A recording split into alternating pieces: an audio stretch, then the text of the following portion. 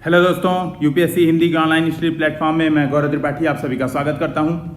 दोस्तों, जैसा कि इस प्लेटफॉर्म के माध्यम से हम डेली आंसर राइटिंग की प्रैक्टिस कर रहे हैं और आज इसी क्रम में हमारा 39वां दिन है, जिससे हम जीएस पेपर 4 का एक प्रश्न उठाएंगे और जीएस पेपर 1 का एक प्रश्न उठा के स्ट्रक्चरिंग करेंगे जीएस पेपर 1 की, जो कि अब हमारा रेगुलर का नया हमारा शेड्यूल जो हुआ है उसमें हम एक प्रश्न को फुल मॉडल आंसर में लिख रहे हैं, जो कि आज जीएस पेपर 4 होगा, और एक प्रश्न केवल स्ट्रक्चरिंग करेंगे, जो कि जीएस पेपर 1 का एक प्रश्न होगा। और ये जो हम मॉडल आंसरिंग कर रहे हैं, जो हम प्रैक्टिस कर रहे हैं, वो यूपीएससी और यूपीपीसीएस मेंस दोनों के लिए बहुत महत्वपूर्ण है। और आप देख रहे होंगे कि यूपीपीसीएस का भी मेंस अब जल्दी होने वाला है।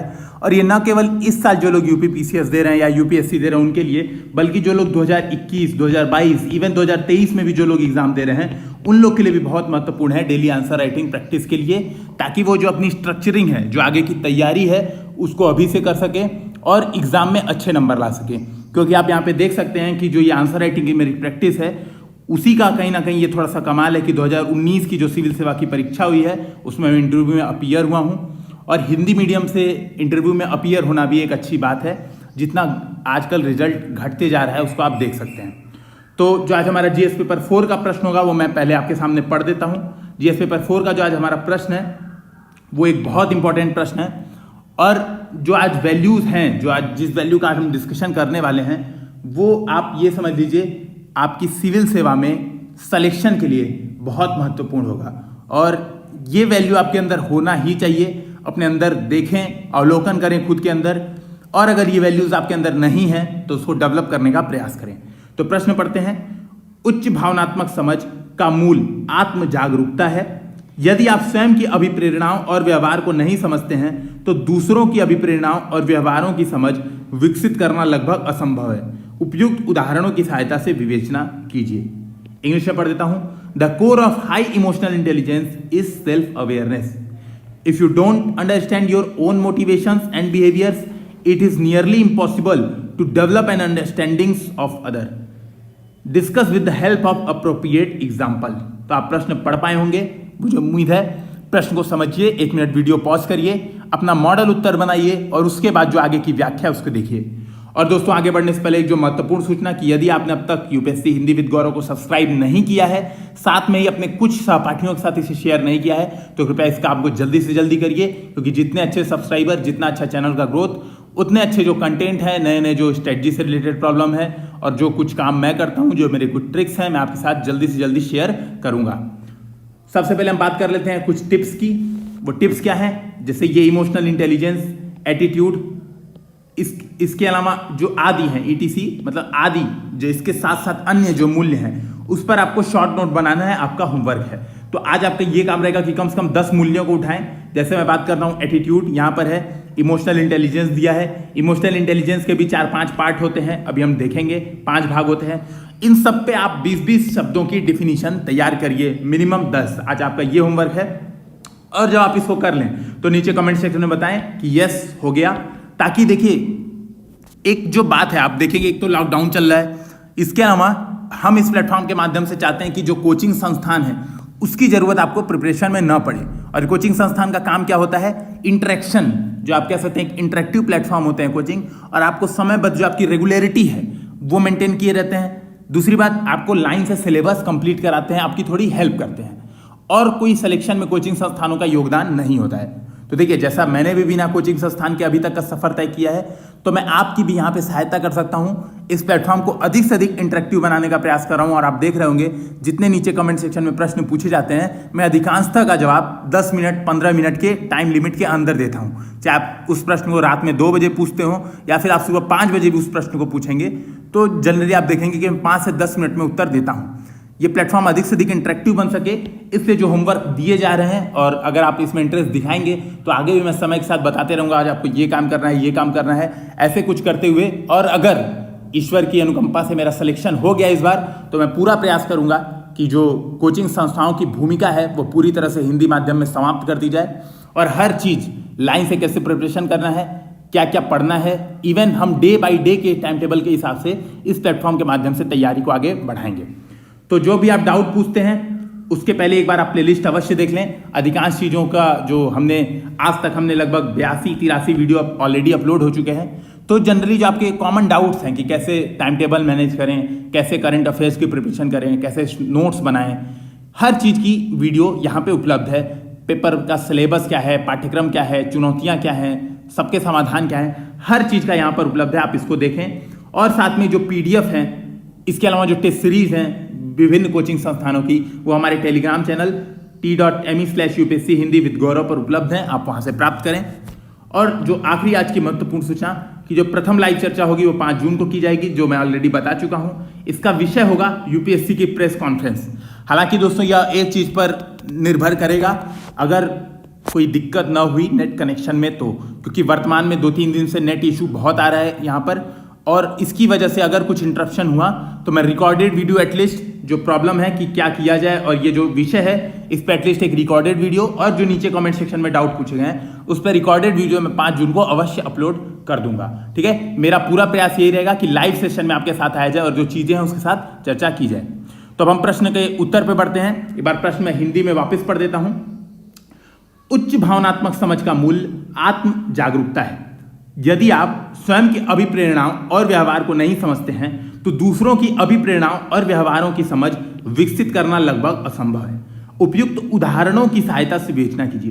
तो देखिए दोस्तों, यहाँ पे जो एक महत्वपूर्ण तथ्य है कि आपको उदाहरण देकर विवेचना करना है। अगर आप उदाहरण नहीं दे रहे हैं इस प्रश्न में, यानी आप सीधे समझिए, जो मैं बार बार कहता हूं और देखा होगा अगर आपने GS पेपर 4 की, जब मैं रणनीतियां और चुनौतियों की डिस्कस कर रहा था, मैं बार बार कह रहा था जो करंट अफेयर्स है, जो आपका डेली लाइफ है, अगर आप उससे इन चीजों को रिलेट नहीं कर पा रहे पेपर 4 को, तो आपको मार्क्स निश्चित ही कम मिलेंगे। यानी पेपर 4 की मांग है, डिमांड है कि आप डेली लाइफ में जो काम कर रहे हैं उसको कैसे समझते हैं।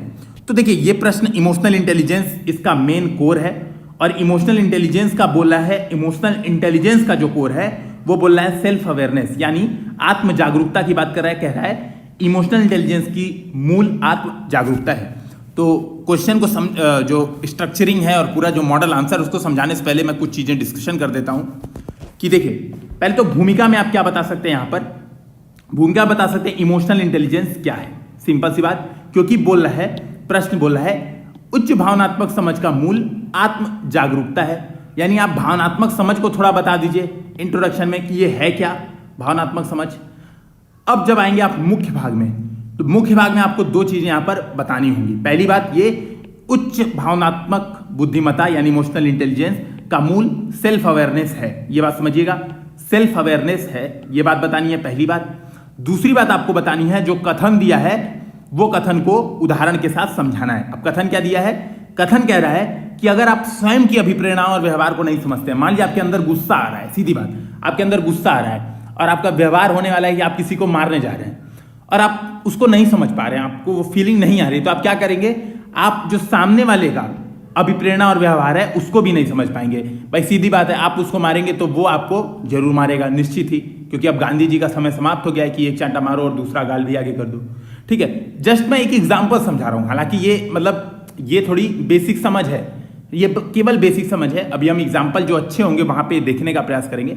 मैं जस्ट आपको समझाने का प्रयास कर रहा हूं कि अगर आप अपनी भावनाओं को नहीं समझ रहे हैं, अगर आप मान लीजिए आप किसी काम में बहुत परेशान हैं, सपोज मान लीजिए आप आज चौराहे पे गए, घूमने गए, वहां पे आप ट्रैफिक में काफी परेशान हैं, और घर आए एकदम चिड़चिड़े हैं आप, और घर आते ही दरवाजा आप 2 बार आवाज लगाए, कोई दरवाजा नहीं खोलने आया, और आप अंदर आते ही चिल्लाना शुरू कर दिए कि मैं इतने धूप में था, इतने देर तक पसीना पसीना हो रहा था और तुम लोग दरवाजा नहीं खोल सकते, बताओ कोई घर पे है ही नहीं देख रेख करने वाला, और आप बातों से भड़क गए। यानी आप अपनी अभिप्रेरणाओं और व्यवहारों की समझ नहीं रख रहे हैं। तो सीधी बात है, जो सामने व्यक्ति है वो कैसा बिहेव करेगा, आपकी बात का रिएक्शन वो किस तरीके से देगा, आप उसको भी नहीं समझ पाएंगे। यही प्रश्न की मूल मांग है, ये आपको समझना है। तो ये प्रश्न है। अब इस प्रश्न का हम कुछ कंटेंट कर लेते हैं ताकि आपका जीएस पेपर 4 का सिलेबस भी कुछ होता जाए। तो देखिए सीधी बात है, इमोशनल इंटेलिजेंस एक महत्वपूर्ण गुण है।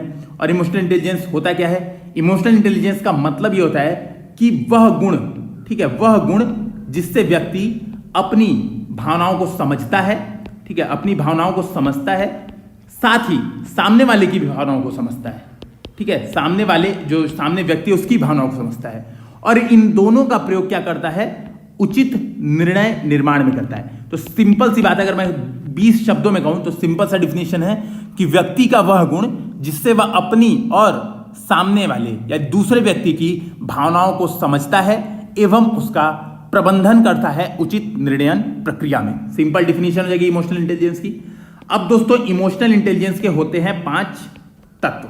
5 तत्व क्या क्या होते हैं देखिए, मैंने यहां पे लिखे हुए हैं, मैं एक बार यहां पे दिखा देता हूं सीधे सीधे, तो आपके काम आसान हो जाएगी। एक होता है आत्म जागरूकता, दूसरा होता है स्वप्रबंधन, तीसरा होता है समानुभूति, चौथा होता है स्वप्रेरणा और पांचवा होता है सोशल स्किल्स। ठीक है, ये 5 चीज इमोशनल इंटेलिजेंस के तत्व होते हैं। तो आपको देखना क्या है, आपको देखना है कि इसके अंदर कि जो ये पांचों है, पहली बात आपको क्या देखना है, इन पांचों की डिफिनीशन देखनी है और 20-20 शब्दों की डिफिनीशन याद करनी है। जैसे समानुभूति की डिफिनीशन क्या होता है, व्यक्ति स्वयं को दूसरे के स्थान पर रखकर उसकी भावनाओं और उसकी प्रक्रियाओं को समझता है, यही होता है समानुभूति। यानी आप जा रहे हैं रोड पे और आपने किसी गरीब व्यक्ति को देखा कि वो भीख मांग रहा है, तो आप ऐसे नहीं बोल रहे हैं यार इन लोगों का काम ही है भीख मांगते रहते हैं दिन भर, है ना, 50 लोग आजकल घूम रहे हैं भीख मांगते रहते हैं। आप उसकी जब पीड़ा को समझ पा रहे हैं, आप वहां पे अपने आप को रख के देख रहे हैं कि यार बताओ बेचारे के पास कोई काम नहीं है और बेरोजगार व्यक्ति है, इस वजह से भीख मांग रहा है, कुछ समस्याओं से ग्रस्त है, चलो उसकी मदद करते हैं। जब आपके अंदर ये वाली बात आ रही है तो आपके अंदर समानुभूति का तत्व है।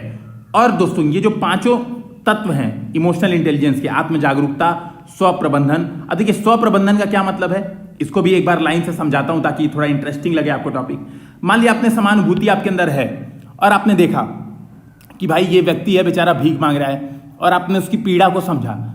अब आप अगर रोना शुरू कर दिए तुरंत, बताओ देश में कितना समस्या है और तुरंत आप रोने बैठ गए, ठीक है, उसकी समस्याओं का समाधान करने बजाय खुद एक समस्या बन गए, तो आप देख पा रहे होंगे कि आपके अंदर स्वप्रबंधन का अभाव है। ठीक है, आप खुद को परेशान महसूस कर रहे हैं उसकी वजह से, है ना। लेकिन जब आपके अंदर स्वप्रबंधन रहेगा तो आप क्या करेंगे, आप सोचेंगे नहीं यार समानुभूति का गुण है आपके अंदर, लेकिन आप स्वप्रबंधन से क्या करेंगे, कहेंगे यार इसकी समस्या का समाधान करते हैं, इसको ऐसा कहते हैं, चलो ऐसा है तुम ये काम करो तो हम तुमको कुछ पैसा दे देंगे, या फिर तुम चलो तुमको हम कोई रोजगार दिलवा देते हैं, या फिर चलो तुम कुछ गवर्नमेंट की ये स्कीम है और आप उसको बताएंगे कि ऐसा कर लो। और जैसे अभी प्रधानमंत्री स्वनिधि योजना चल रही है, तो आप कहेंगे चलो ऐसा स्ट्रीट वेंडर बन जाओ, तुमको 10,000 का लोन बैंक से दिलवा दे रहे हैं। आप कुछ ऐसा काम करेंगे, ठीक है। इससे क्या होगा, आप दिखा पा रहे हैं कि आपके अंदर स्वप्रबंधन का भी गुण है, ठीक है। इस बात को आप समझिएगा। अच्छा, आत्म जागरूकता अभी हम डिस्कस करने ही वाले हैं, ये तो हमारा आज का मूल टॉपिक ही है। स्वप्रेरणा, स्वप्रेरणा क्या है, देखिए सीधी बात, अब यहां पर समझिएगा, मैं बार बार क्यों कहता हूं कि इमोशनल इंटेलिजेंस आपकी सिविल सेवा में चयन होने के लिए बहुत महत्वपूर्ण मूल्य है। देखिए सीधी बात, आप प्रिपरेशन कर रहे हैं और मुझे खुद ढेरों मैसेज आते हैं रोज कि सर मोटिवेशन डाउन हो जा रहा है यार, 4 पेज सर आज सुबह से मात्र आधा घंटा पढ़ा, आज सुबह से मात्र 1 घंटा पढ़ा। और आप क्या करते हैं, बैठ जाते हैं जो यूट्यूब पे कम से कम मुझे लगता है लाखों ऐसे चैनल हैं, ठीक है, और लाखों ऐसे चैनल के लाखों सब्सक्राइबर हैं जिसमें खाली मोटिवेशनल वीडियो भरे पड़े हैं। आप देखेंगे कुछ IAS ऑफिसर की 2-4 फोटो लगा के और 1-2 गाना, हम में है विश्वास, पूरा है विश्वास, ऐसे 2-4 जो पुराने गाने हैं जिसको हम कभी सुनना भी नहीं पसंद करते हैं, उन गानों को लगाकर फोटो दिखा दी है। किस लिए, और नाम क्या रखा है, बेस्ट मोटिवेशनल चैनल, ऐसा, ठीक है। मैं जस्ट आपको एग्जाम्पल के माध्यम से समझा रहा हूं ताकि आप इस चीजों को खुद से कनेक्ट कर सकें।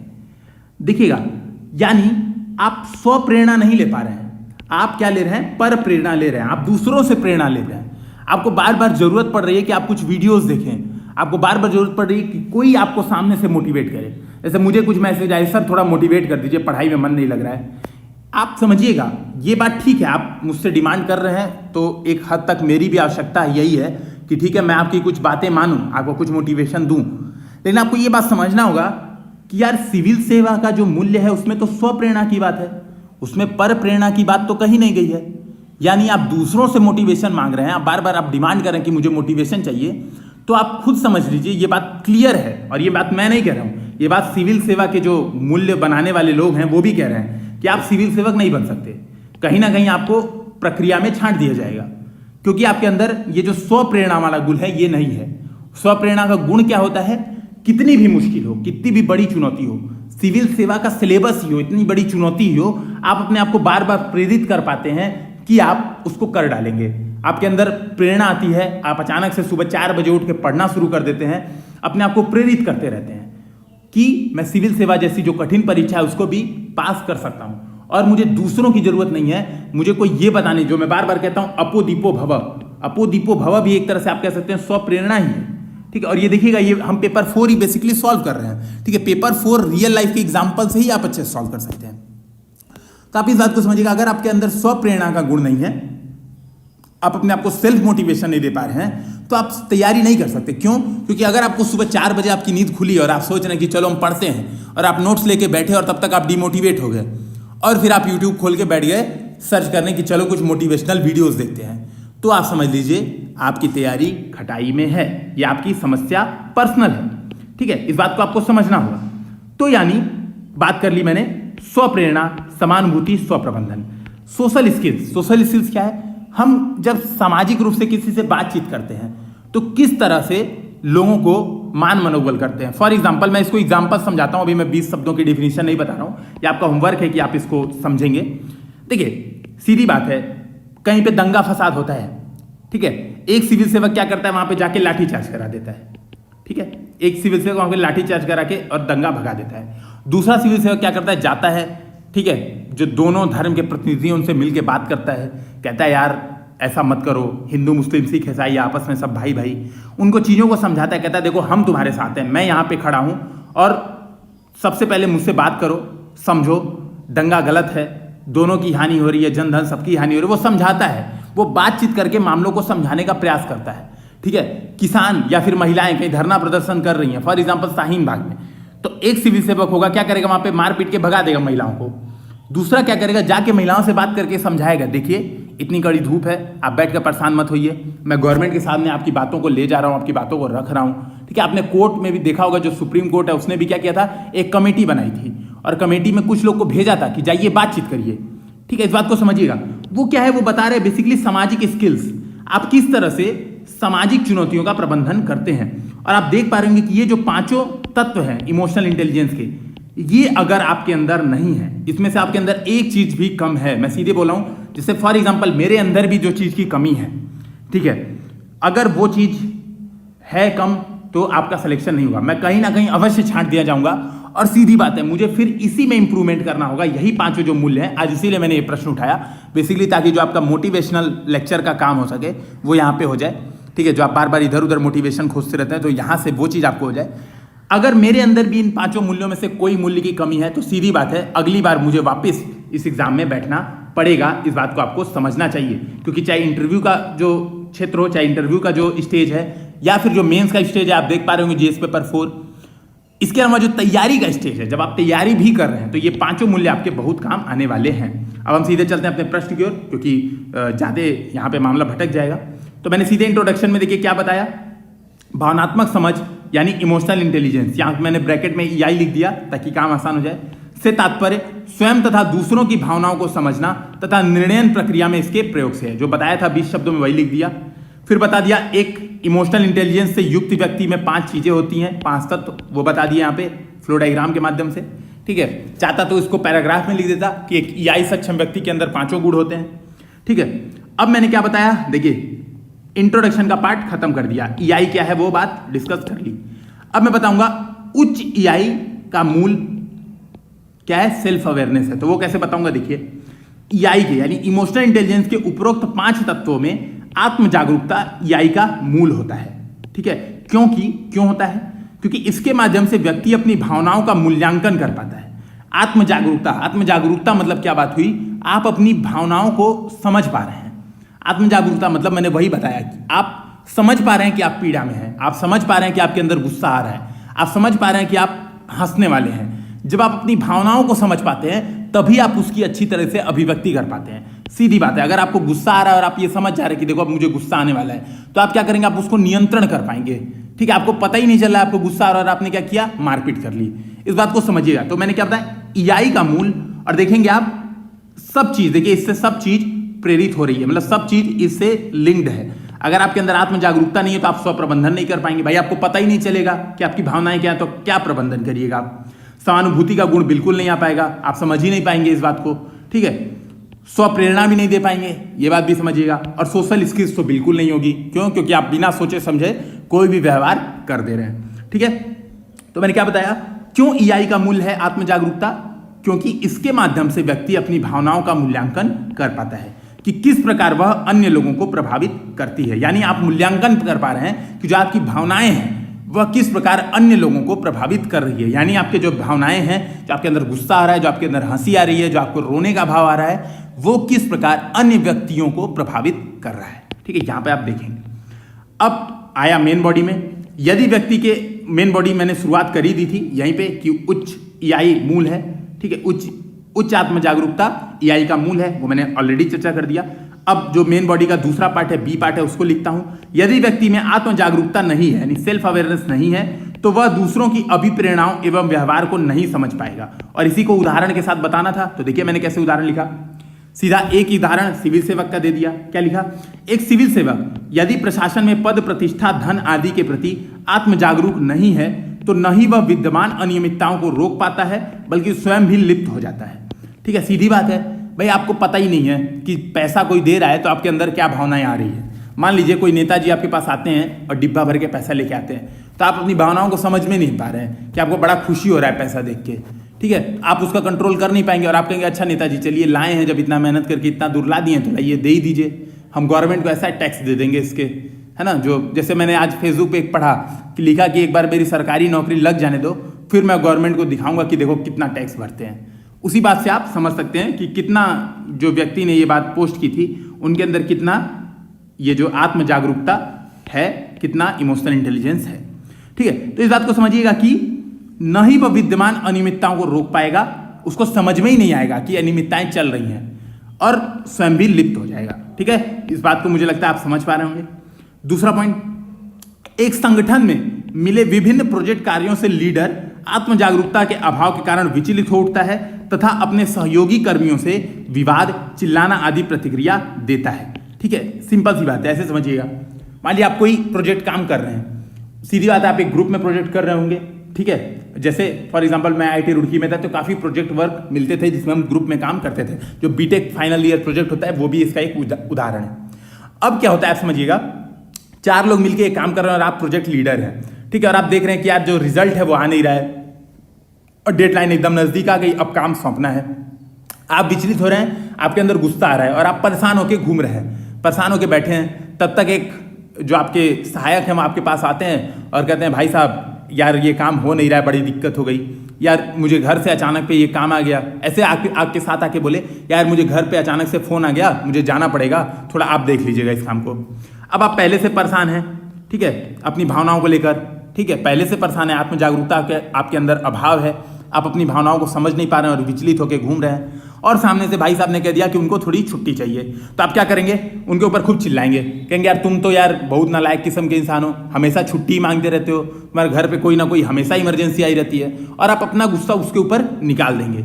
इससे क्या होगा, संगठन का जो दैनिक कामकाज है वो काफ़ी हद तक प्रभावित हो जाएगा। ठीक है, तो क्या बेसिकली हो क्या रहा है, बेसिकली आप आत्म जागरूकता के अभाव के कारण, ये जो आत्म जागरूकता का अभाव है इसके कारण अपनी भावनाओं को नहीं समझ पा रहे हैं, साथ ही जो सामने वाले की भावनाएं हैं। ठीक है, देखिए प्रश्न यही था ना, देखिए प्रश्न क्या था, दूसरों की अभिप्रेरणा और व्यवहारों की समझ विकसित करना लगभग असंभव है। तो जब आप अपनी भावनाओं को नहीं समझ पा रहे हैं तो आप ये भी नहीं समझेंगे कि वाकई में यार उसको क्या पता कुछ जरूरत हो ही, तो आप क्या करेंगे, चिल्लाना शुरू कर देंगे, विवाद करना शुरू कर देंगे, झगड़ा करना शुरू कर देंगे। ठीक है, ये बात समझिएगा। जैसे मेरे अंदर सबसे बड़ी कमी ये वाली है। ठीक है, मैं अपना गुस्सा जनरली क्या करता हूं, कई दूसरे लोगों पे उतार देता हूं, ये मेरे अंदर एक बहुत बड़ी कमी है। ठीक है, इस बात को समझिएगा। फिर तीसरा पॉइंट, यदि कुछ, यहां पे मैंने पहले माता पिता लिख दिया था, बाद में मुझे लगा कि यदि कुछ भी लगाना चाहिए, नहीं तो कुछ लोग विचलित हो जाएंगे, यार हमारे माता पिता तो ऐसे नहीं है।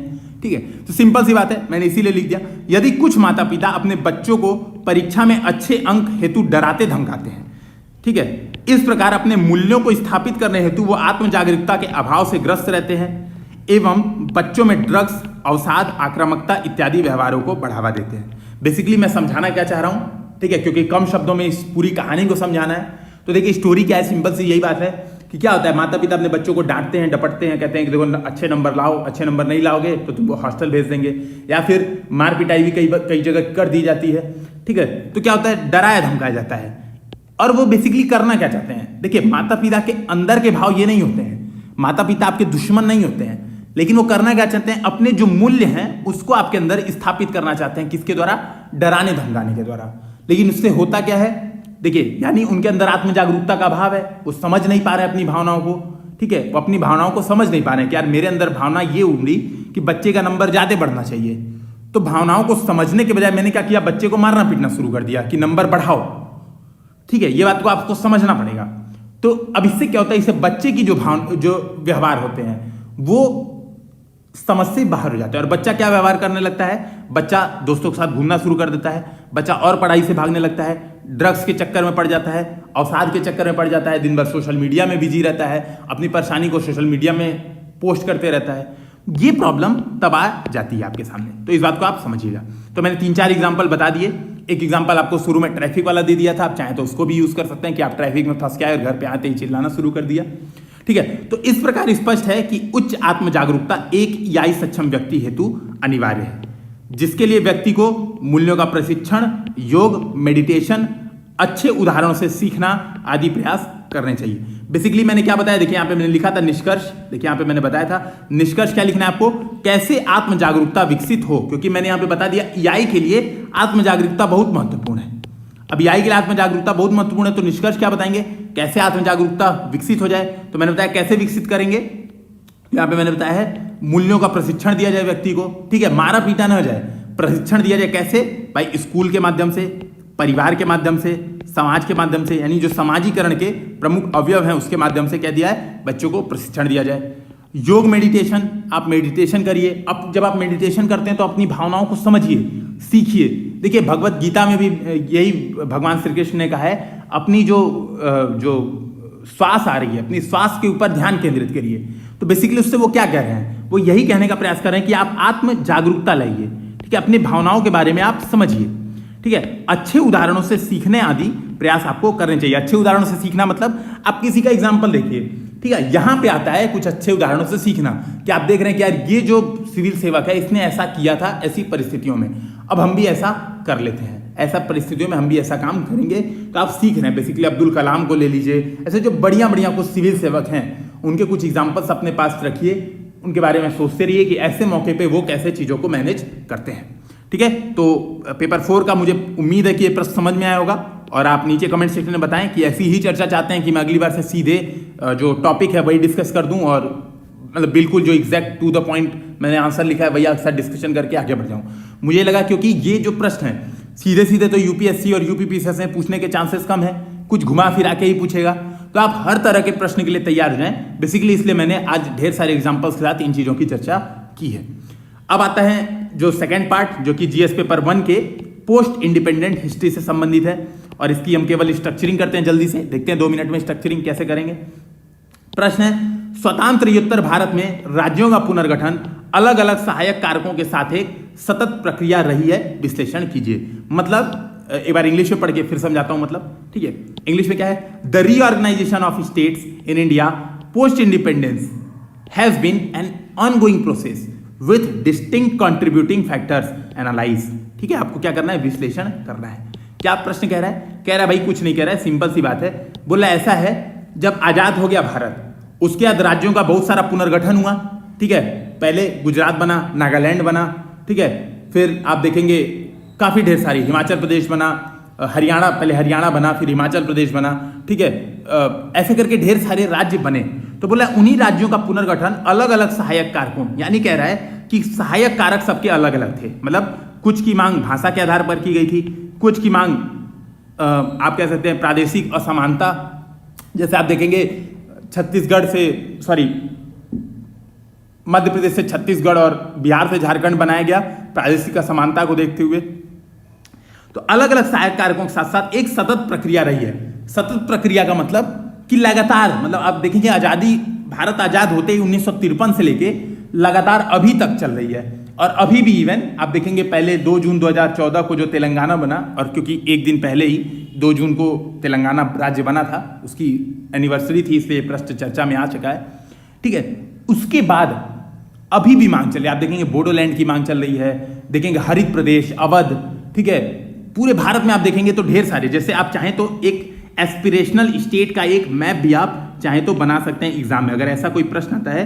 एस्पिरेशनल स्टेट, जैसे यहाँ पे 3-4 स्टेट हैं, यहाँ पे मिथिला है, बिहार के साइड में मिथिला प्रदेश, यहाँ पे हरित प्रदेश है, यहाँ पे आप देखेंगे अवध है, ठीक है, यहाँ पे देखेंगे आप पूर्वांचल है, ठीक है, यहाँ पे देखेंगे आप तुलुनाडु, यहाँ पे देखेंगे रॉयल सीमा, ठीक है। इसी प्रकार यहाँ पे देखेंगे तो मरु प्रदेश, यहाँ पे मरु प्रदेश की मांग की जा रही है, यहाँ पर बोडोलैंड की मांग की जा रही है असम में, ठीक है। इसी प्रकार यहाँ पे विदर्भ मराठवाड़ा, सॉरी मराठवाड़ा ऊपर है, विदर्भ नीचे है, ठीक है। तो ऐसे काफी मांग की जा रही है भारत में अलग अलग राज्यों की।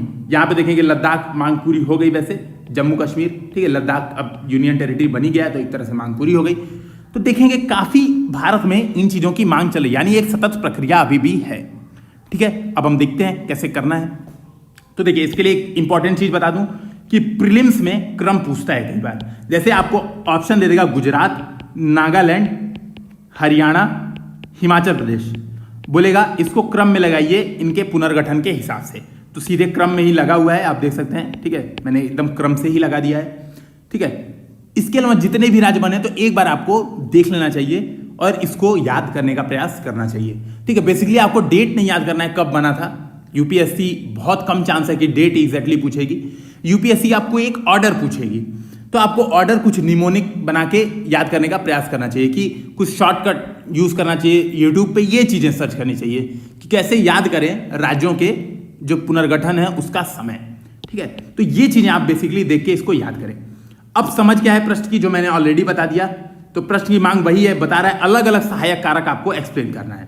तो आप क्या बताएंगे अलग अलग सहायक कारक, तो देखिए इंट्रोडक्शन में आप क्या बताएंगे, राज्यों का पुनर्गठन हुआ, बताएंगे आप कि भारत में 565 के करीब आजादी के समय 562 के करीब रियासतें थी और इनका जो पुनर्गठन है देश के एकीकरण के लिए, इनका पुनर्गठन बहुत ही अनिवार्य था ताकि उचित प्रशासनिक दक्षता प्राप्त की जा सके, प्रादेशिक असमानता को दूर की जा सके और राष्ट्र का एक अच्छा से जो राष्ट्र की संरचना का निर्माण है, एक अच्छे से राष्ट्र का एकीकरण प्राप्त किया जा सके। इस बात के लिए क्या हुआ, राज्यों का पुनर्गठन प्रारंभ हुआ और आप चाहें तो जेवीपी आयोग यानी जवाहरलाल नेहरू, वल्लभ भाई पटेल और पटाभी सीतारमैया, शायद यही लोग थे, एक बार देखें, जेवीपी आयोग, धर आयोग, फजल अली आयोग के बारे में इंट्रोडक्शन में थोड़ा सा आप चर्चा कर सकते हैं। इंट्रोडक्शन में आप ये भी बता सकते हैं कि आंध्र प्रदेश में काफी जो श्री रामुलु थे, श्री रामुलु द्वारा जब अनशन किया गया तो आंध्र प्रदेश में काफी समस्याएं आई। बेसिकली आपको ये टॉपिक एक पूरा तैयार करना होगा, ठीक है। अब देखिए तो कैसे कौन कौन से कारकों से कौन कौन से सहायक कारक हुए मैं वो बता देता हूं, ठीक है, स्ट्रक्चरिंग सीधे बता देता हूं। तो सहायक कारक कौन कौन से हैं, तो देखिए भाषा, फजल अली आयोग बना और फजल अली आयोग ने कहा, फजल अली आयोग ने कि भाई ऐसा है भाषा एक प्रमुख कारक होगा, ठीक है, भाषा राज्यों के निर्माण का प्रमुख कारक होगा। और गुजरात, महाराष्ट्र, जो भी राज्यों का निर्माण हुआ, गुजरात गुजराती भाषा, महाराष्ट्र मराठी भाषा, इन राज्यों का जो निर्माण हुआ वो बेसिकली इसके तहत क्या पारित हुआ, स्टेट रिकंस्ट्रक्शन एक्ट SRA 1956, राज्य पुनर्गठन अधिनियम 1956 पारित हुआ और इसके तहत कुछ राज्यों का निर्माण किया गया, ठीक है। तो आप ये बात बता सकते हैं, पहला पॉइंट। दूसरा पॉइंट आप बता सकते हैं सांस्कृतिक संरक्षण एवं निर्जातीयता, तो दूसरा हेडिंग हो सकता है आपकी सांस्कृतिक संरक्षण एवं निर्जातीयता, ठीक है। इसको क्या बता सकते हैं, असम से नागालैंड को अलग क्यों किया गया, राज्य क्यों बनाया गया, कि नागा संस्कृति की जो संरक्षण है उसको किया जा सके, जो निर्जातीय समूह है नागा उनकी आकांक्षाओं की पूर्ति किया जा सके। तीसरा जो आपका सहायक कारक हो सका वो आप बता सकते हैं प्रशासनिक दक्षता एवं प्रादेशिक असमानता, इसको आगे और ऐड कर लें, प्रादेशिक असमानता। बेसिकली जो उत्तराखंड का निर्माण हुआ यूपी से, छत्तीसगढ़ का निर्माण हुआ मध्य प्रदेश से, झारखंड का निर्माण हुआ बिहार से, वो किस लिए हुआ, वो इसीलिए हुआ कि प्रशासनिक दक्षता और क्या पाई जा सके, जो प्रादेशिक असमानता है उसको दूर किया जा सके। बेसिकली आप अभी अगर वर्तमान यूपी में भी देखें तो यूपी में भी काफी मांग चल रही है और यूपी को अगर आप 3 हिस्सों में बांट दें तो जो वेस्टर्न यूपी है वो सबसे ज्यादा विकसित है, मध्य यूपी मध्यम विकसित है और जो ईस्टर्न यूपी है जो पूर्वांचल है वो सबसे कम विकसित है, ठीक है। और मुझसे इंटरव्यू में ये प्रश्न पूछा गया था कि भाई क्या कारण है कि यह दोनों में इतना अंतर होता है, ठीक है। और क्या इसके लिए क्या किया जाए, इसको अलग कर दिया जाए, अलग राज्य बना दिया जाए, तो इन चीजों पे आपको अपना मत ध्यान में रखना होगा। तो बेसिकली आप देखेंगे प्रशासनिक दक्षता एवं प्रादेशिक असमानता की समाप्ति के लिए क्या हो, एक राज्य का निर्माण हुआ, ठीक है। तीसरा सहायक कारक ये हो गया। चौथा क्या हो जाएगा, अलगाववाद की समाप्ति। आप देखेंगे पंजाब में, पंजाब को अलग क्यों बनाया गया, ताकि पंजाब को देखेंगे जम्मू कश्मीर है, इसके अलावा कुछ ऐसे जो राज्य हैं इसलिए उनको अलग और स्वायत्तता इसलिए प्रदान की गई ताकि अलगाववाद का देश में समाप्ति की जा सके, ठीक है। आप देखेंगे उस समय पंजाब में काफी हिंदू और सिख विवाद हो गए थे, ठीक है। तो पंजाब एक अलग राष्ट्र की ओर आगे बढ़ रहा था। आप देखें खालिस्तान का नाम आपने सुना होगा, ठीक है। तो कुछ सहायक कारक आप यहाँ पे बता सकते हैं, ठीक है। 4-5 सहायक कारक ये हो गए। इसके अलावा 1-2 आपको और याद आए, इसके माध्यम से आप अपनी चीजों की चर्चा कर सकते हैं। सतत प्रक्रिया है, सतत प्रक्रिया भी यहीं पे चर्चा करते रहिए लाइन से। सतत प्रक्रिया मतलब वही बताया, आजादी के बाद से अब तक लगातार चल रही है, ठीक है। लाइन से बताते जाइए कि देखिए 2014 में तेलंगाना का निर्माण हुआ, शुरू में गुजरात महाराष्ट्र बने, आंध्र प्रदेश बना आजादी के बाद से ही। लाइन से आप बताते जाएंगे हरियाणा, 2-4 एग्जाम्पल, 10 एग्जाम्पल जितने आप दे सके उस एग्जाम्पल से बताते जाएंगे। अभी तक ये प्रक्रिया चल रही है तथा अभी भी मांग चल रही है। उदाहरण के तौर पे बोडोलैंड उत्तर प्रदेश में जो मैंने 3 चीजें बताई, अवध, ठीक है, पश्चिमी उत्तर प्रदेश, मतलब इसके अलावा पूर्वांचल, ये 3-4 चीजें जो बताई उसके माध्यम से आप बता सकते हैं कि अभी भी मांग चल रही है, ठीक है। तो इस तरह से आप इसका स्ट्रक्चरिंग करिए, इसका आंसर लिखिए। अगर ये चीज ना समझ में आई तो नीचे कमेंट सेक्शन में बताइए। साथ ही आप इस टॉपिक को अवश्य तैयार कर लीजिए, क्योंकि हमेशा न्यूज में रहता है और यूपीएससी हर दूसरे साल इस प्रश्न को पूछती है। और यूपीएससी तो पूछती ही है, यूपीपीसीएस तो मैं श्योर हूं, लगभग मैं 90% गारंटी से कह रहा हूं 2019 में जो लोग ये एग्जाम देने जा रहे हैं वो लोग इस चीज को तैयार कर लें। और 2019 में मैं भी आपके साथ एग्जाम देने वाला हूं यूपीपीसीएस का, तो मैं तो तैयार कर ही रहा हूं। तो ठीक है, तो दोस्तों मुझे उम्मीद है ये लेक्चर आपको पसंद आया होगा। अपने मत को रखें नीचे कमेंट सेक्शन में, इसे लाइक, शेयर और सब्सक्राइब करना ना भूलें। धन्यवाद।